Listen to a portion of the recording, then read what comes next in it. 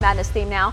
Dean Listow's here from Secure Retirement Solutions. We're going to talk about how your financials are a little bit like March Madness. Is that right? They are. Okay, so how is that?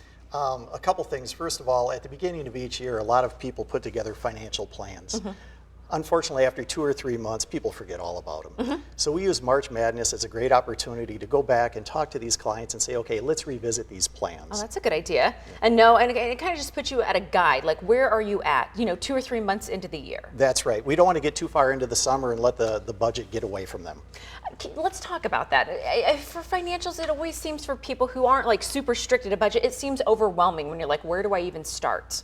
It's pretty easy. Let's look at the basics of budget. Okay. But let's look at the basketball side of it too.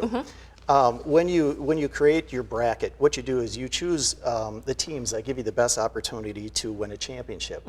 I look at that when I create a budget.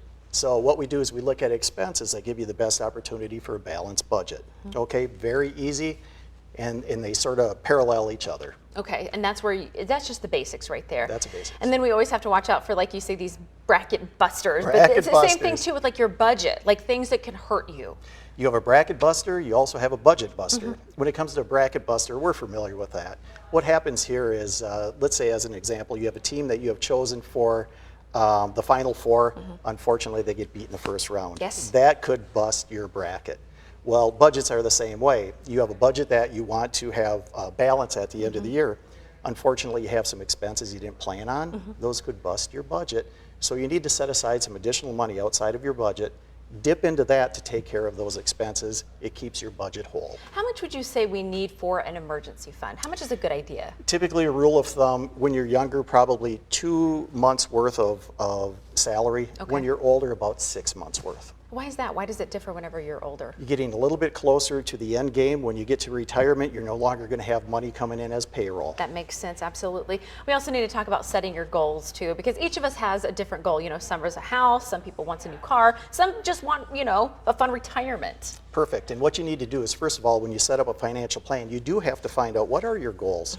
Once you have your goals, put them in writing. Is it to get to a retirement, to buy your house, to send the kids to school? Once you put your plan in place, you put your goals in writing, you're going to stick with that plan a lot longer than if you don't put them in writing. And make sure and talk to your spouse, right? Talk to your spouse. You gotta. They have different ones as That's well. right. That's right. It's always safe that way. That's true. All right, thanks so much for being with us, team. For more information about all of these tips, just visit our website and click on this story. Well, the list is out for the happiest place to live. Wallet Hub ranking the cities on 30 key